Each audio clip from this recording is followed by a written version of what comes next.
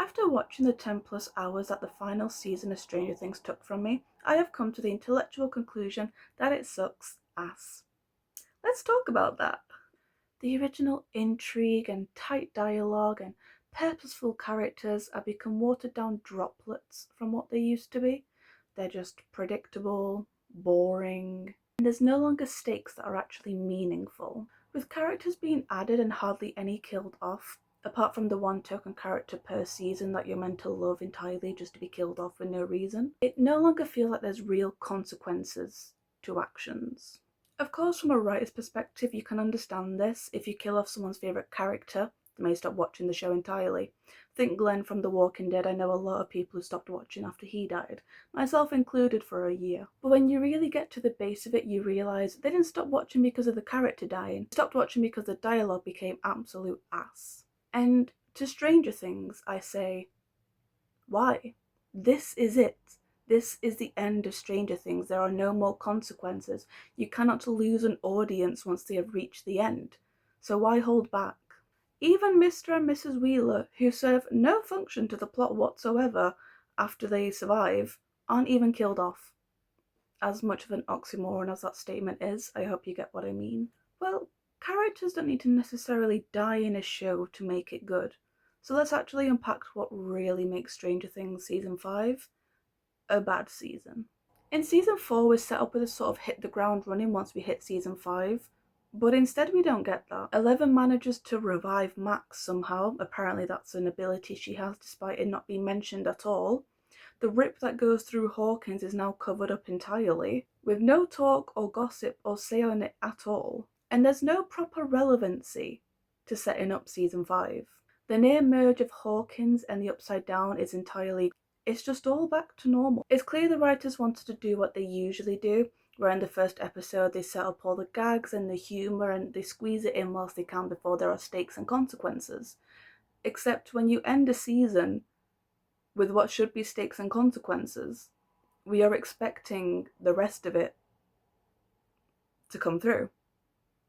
But no, that doesn't happen. This is the one season where that doesn't work anymore.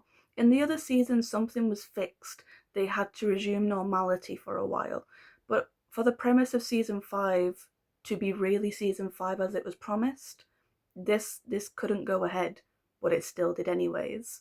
Beginning with Dustin, it's clear that he's going through the grief and depression after losing Eddie. This causes some clear friction between the little group that they have going on, and it feels that the others aren't listening to him and they're not grieving Eddie the way they should be, whilst they feel that he's not focused on Vecna and the real issue at hand. For me, this tension actually makes perfect sense. I'm glad they included it.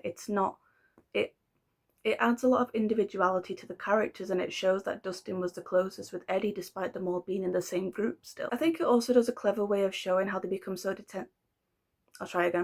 how they become so desensitized to the killings that are happening around them even though they're just kids. In reality, Dustin is the one that is acting the most normal. In Season 5, the characters' connections with one another becomes quite altered. Now, don't get me wrong, they have a lot of dialogue that goes back to the witty humour that Stranger Things is known for, but the dynamic between them is so different that I almost forgot that Will and Jonathan are supposed to be brothers. They hardly ever speak to each other. Even with Joyce, who has always been known as this overprotective parent, rightfully so, almost casts aside Jonathan for the sake of Will, which is something that she never would have done. It's like she's playing favourites, and to me that's just very out of character from who she is. In the other seasons, it was more established that Will is missing. He's become the priority for separate reasons. It's not playing favouritism. It's playing one is alive and safe and the other is God knows where.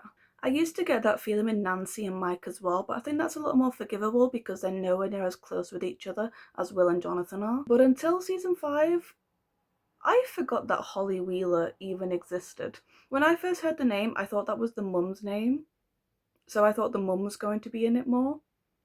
I was mistaken. I mean, I love a good surprise, don't get me wrong, but it just proves how much the family dynamic has been pushed back for the sake of plot. The fight that Dustin and Steve have to me is a teeny bit out of character. Not by too much. I think it was a really good thing to show that they're not always just perfect sunshine and rainbows. But I don't know, some of the stuff that he was saying and the way he behaved felt a lot more season 1 Steve than season 5 Steve, especially as he's undergone the most development of any character throughout the series. The whole argument is based around the idea that Steve believes Eddie got himself killed for no reason whilst trying to play the hero, which of course is something that Dustin does not believe. But to me, I feel like he wouldn't have said that there and then.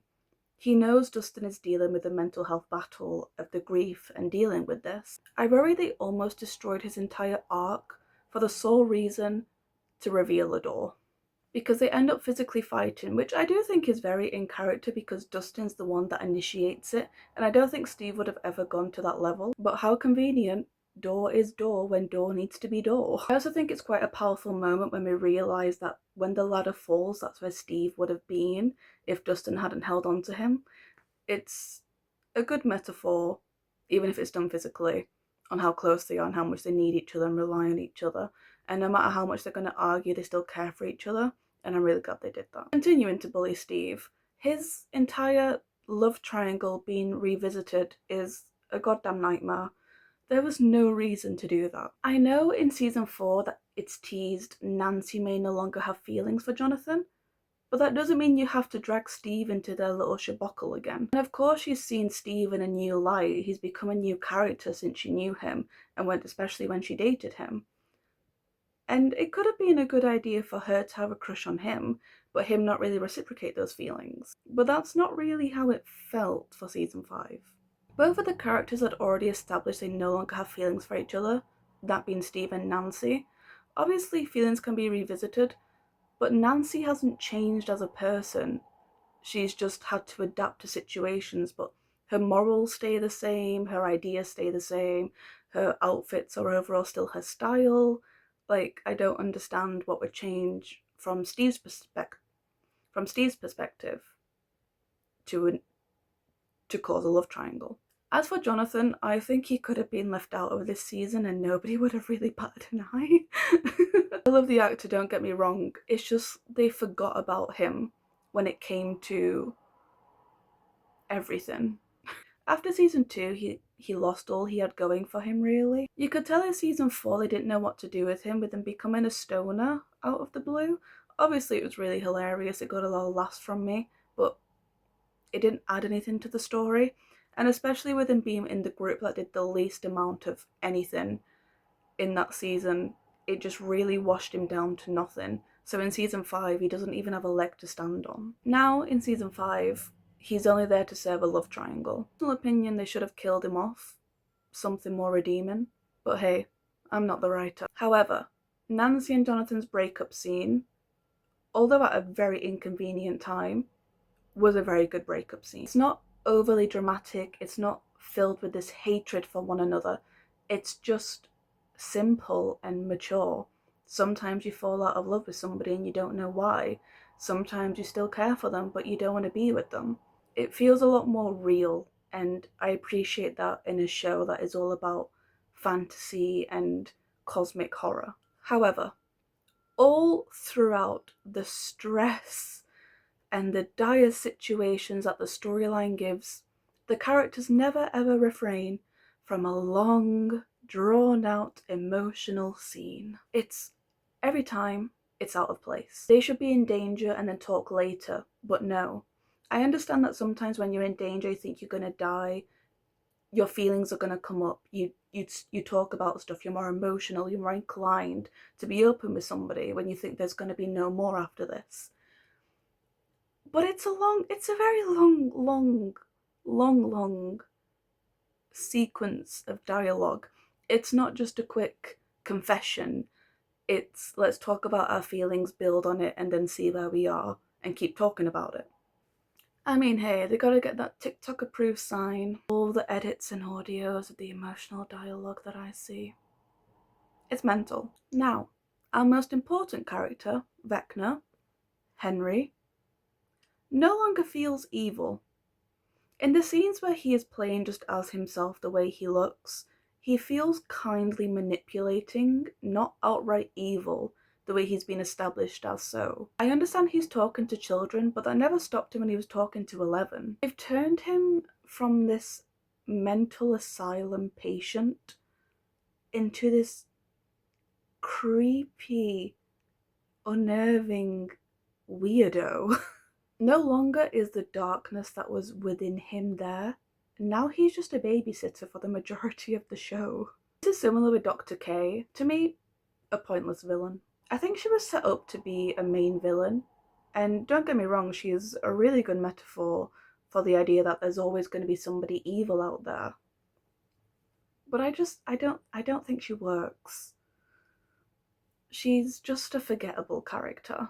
It feels more filler, which is something I also feel with Carly, just filler characters. There could have been something, but with the show being so overwhelmed with characters and again none of them ever being killed off, it's a little bit hard to get an established connection to someone you've just met this season. Now, in the Upside Down, it is established that it is freezing cold and you must suit up before you enter because the air has a little bit of toxicity to it. Psych, it's good now. It's said that they cannot touch anything because it will trigger the hive mind. It's like a nervous system for Vecna. He will know that you are there. Now it's basically a therapy room for them to go whenever they want to talk out their feelings. When you understand the established hive mind, it's just gone out of the window. It'd be fine if it was established that, oh, it no longer is, it's different, but it's not. So you're watching these characters who have understood the danger since before the beginning act like this in an area where they can be killed any second.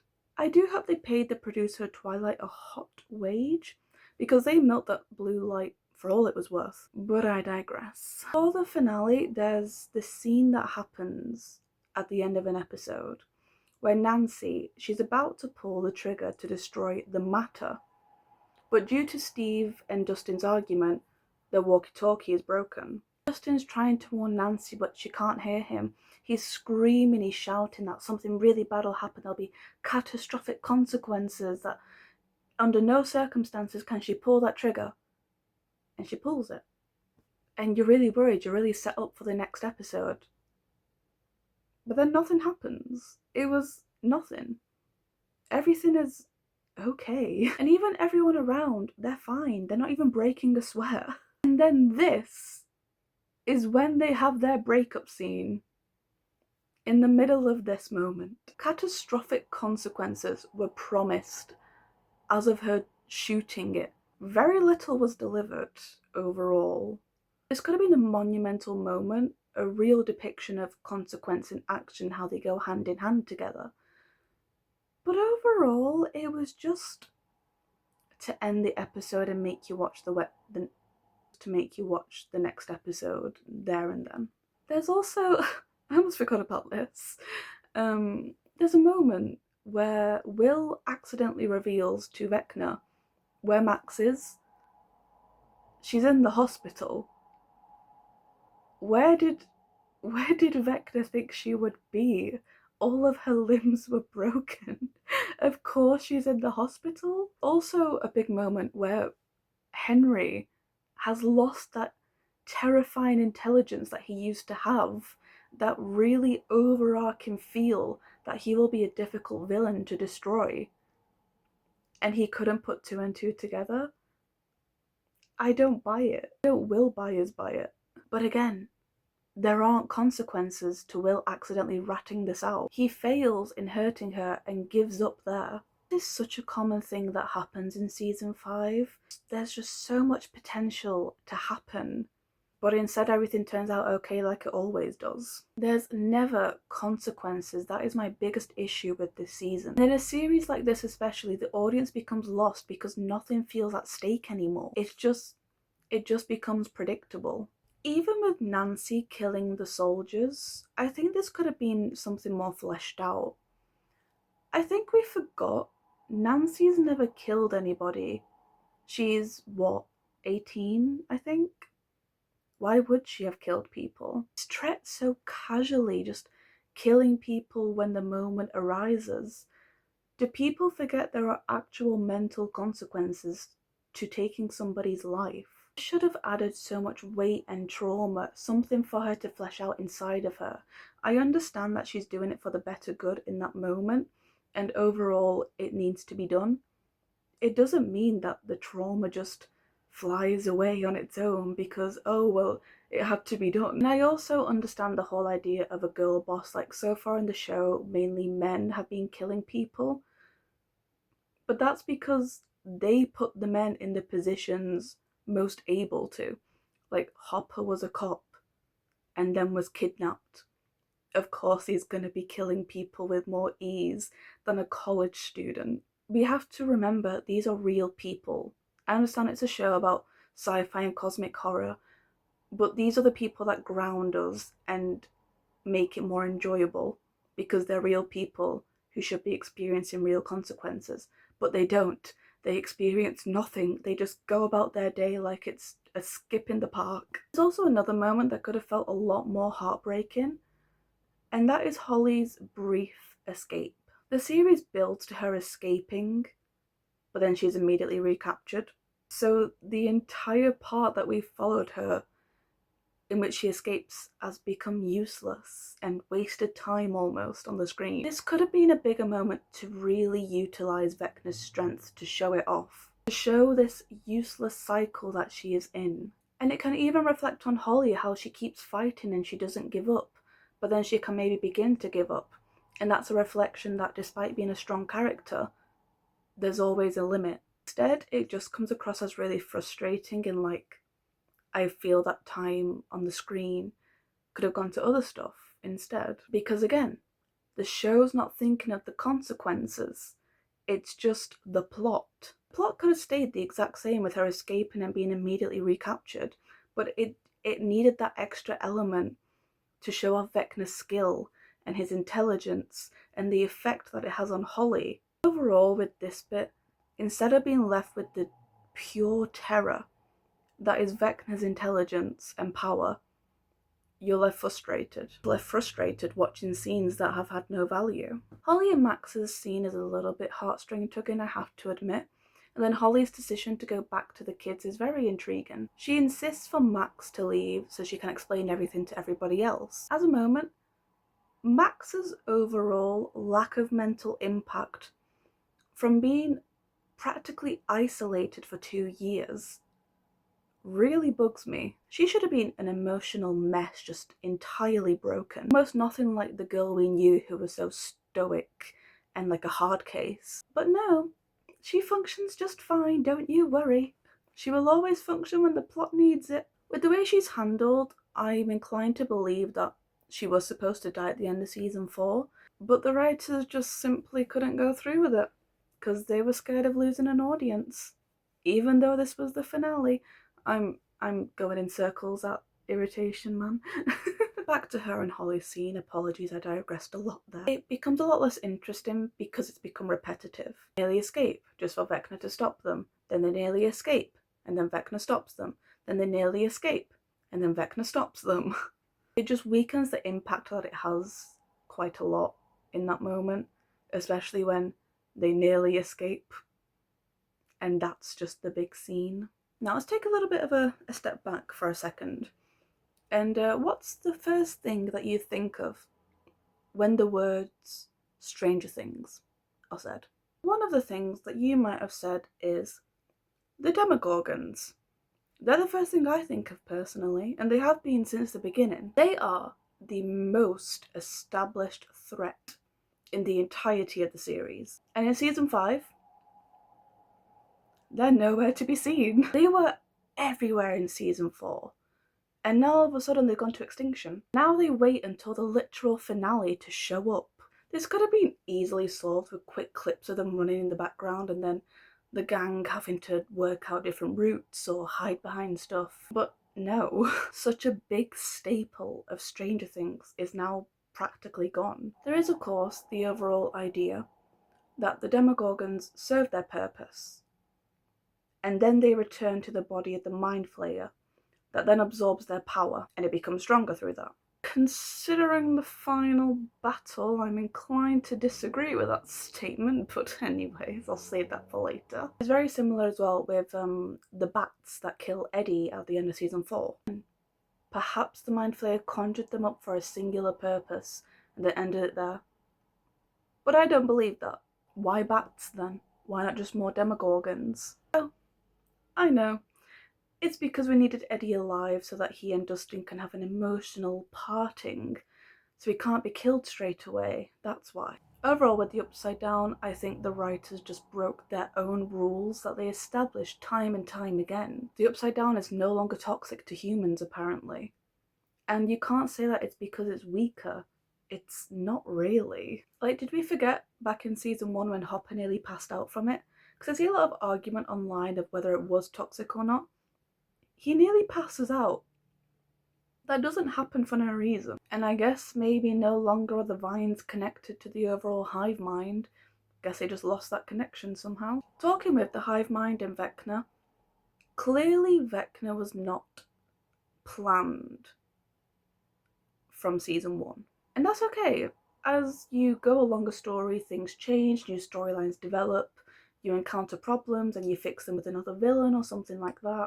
And personally, I find his addition to be really intriguing and brilliant. It was something I was really looking forward to when I finished season 4. However, the way they utilised him, I don't think it worked. It worked so bad that it makes it obvious how he was not supposed to be there from the beginning of the story. It's just become a convoluted mess of all these plots just stuck in a ball. It's lost all the mystery and the intrigue that it once had. Now it feels like everything that they worked for and discovered in the previous seasons has just become redundant for the sole purpose of season 5.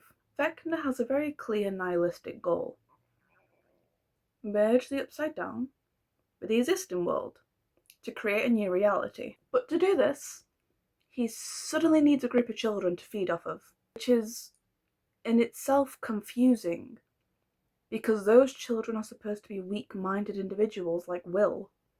So what power is he absorbing from weakness? From season 4, it's clear that Vecna kills to open gates to Hawkins, and he shaped the Mind Flayer into this hive mind to connect all the Demogorgons as well, as a sort of network. Despite this, he keeps Will alive. I understand he no longer needs Will as a spy, he's become nothing to him. So why not kill him? He now knows everything he needs to know about the people that he's up against. And if you want to think like a villain, killing Will would weaken the group because they'd be mourning, they'd be grieving, it'd be breaking their hearts, including 11, the person you are wanting to mentally penetrate. So if she's as vulnerable as she can be, how is that not beneficial? Very shockingly, the decision to keep Will alive bites him right back in the butt, because Will is suddenly no longer weak, and he gains these powers to fight back, because everyone saw that coming. At the end of the second to last episode of season 5, there have still been no major deaths, and the finale brings very little to the table. Vecna, as a villain, brought a psychological factor, something that the ending should have replicated, but instead it finishes in 10 minutes. Let's talk about the Mind Flayer. The biggest fumble in contemporary cinematic history I have ever witnessed. Bringing his entire look into clear vision was a big, bold move. One that entirely decreased the fear factor he once served. They should have kept it in the shadows where only parts of it becomes clear based on the area that is impacting the characters or that they are defeating. In doing that, you would have really drove in the idea of how big this thing was, how cosmic it is, that you'll never understand it as just being a human mind. It was supposed to be this psychological puppeteer of all that has happened since the beginning. This, the Mind Flayer, is the true villain. But instead of it being a powerful moment where each of the characters go up against the Mind Flayer and they have to confront their weaknesses and their fears, learning to overcome, learning the strength that they have, how to utilize it, how the power they have together, the power of friendship and all stuff like that. Instead, it is a physical fight of guns.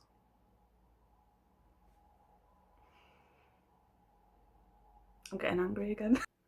A physical fight with guns that finishes in 10 minutes with no deaths.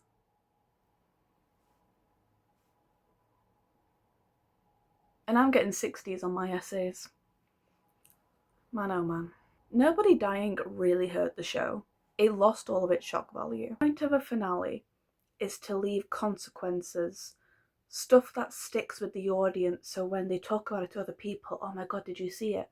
No, I've never seen it. Oh, you should really watch it. Ending is such a big, like, wow, it's such a big moment. It's something really powerful. But instead, everyone's saying, don't bother, it's a disappointment in the end. 11's death isn't really a death. It's up to discussion on what her fate is. The Mind Flayer is this otherworldly, cosmic being destroyed by humans, underage humans, with the biggest plot armor you've ever seen. Now, the coming out scene. We're talking about it. Strong opinion, it's unnecessary. Nothing wrong with being gay. They'll tell that to the writers since they were probably actually using that word. And it is a powerful thing to come out after battling with it internally and being fearful and the reaction of all your friends and the people you've known your entire life. It's also very encourageable to come out in front of an entire town in one go. Now, the issue in the scene lies in the fact that it's not really needed. Compare this with Robin's coming out moment. This was pivotal to the dialogue and the storyline of where it was going. She only came out after Steve admitted to having a crush on her, to where Robin has to explain that it's not about not liking him, it's that she simply doesn't feel that way towards men. I'm not saying there has to be a reason to come out. You're allowed to, it's fine. It just didn't have to be on screen. The issue here is just Will has no actual reason to do this. And it becomes time that the audience is forced to watch when, realistically, the audience already knew this about Will, and nothing changes afterwards. There's no confession to Mike, as many speculated may happen, and started shipping the two of them together. There's no rejection just for his sexuality from people, because back in those days some people were a lot more opposed to it for no actual reason. Not to mention, it could have been said in less than a minute. And it also, in my opinion, should have just been Joyce and Jonathan, considering he barely talks to anyone in the show anymore. He and 11 don't have a relationship. His group with his friends is always separate. He doesn't have a relation with Max. I don't think he and Steve have shared an actual conversation, nor him and Nancy for that matter. Robin is the closest person I see, because it's a shared topic as well. But again, he doesn't speak to her either. Representation in shows nowadays is very important, but it has to be done actually meaningful. When you're just doing it so you can say, oh, the show has a gay character, it loses any meaning that it originally had.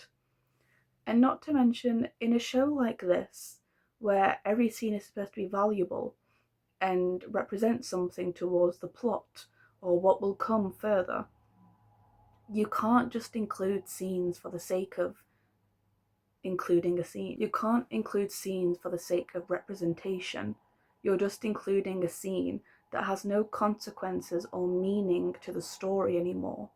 If one of them had reacted badly, or the Mind Flayer had used this in a final psychological battle against him, where he overcomes that darkness by coming out to the people after they're like, so what went on with the fight, are you okay? And he comes out on his own terms through that, that would have been fairly powerful. That would have been something more important and integral to the overall story that is Stranger Things. But no, it's just there, slapped on the front of it, when you have an hour left, when the main story, when what is Stranger Things is finished. Overall, I think Stranger Things is just lucky it had an interesting show by default. It's a show where no matter how much you fumble the episodes, people want to know the outcome.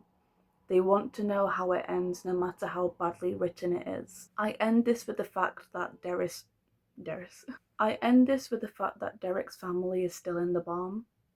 I presume they're let out, but it's not shown. They could have starved by now. In that case, I suppose there is a death after all. Well done. The ending was so bad that people had to come up with their own theory and their own ending. Conformity gate is something I simply cannot ignore when talking about Stranger Things, although thankfully we are way past the date on which the predicted last episode was supposed to come out.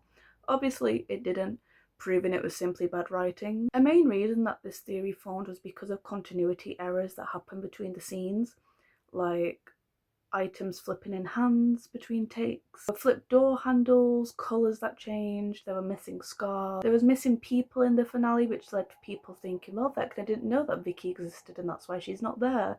But in reality, they probably just didn't say that she had to be there that day and they had to film it.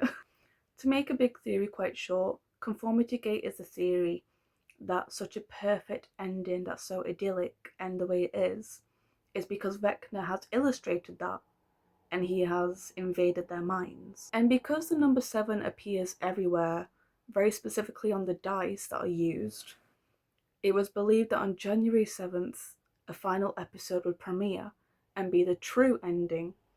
Obviously that did not happen. It was just inconsistencies that many fans noticed and bad writing that fans had to create an entire new ending.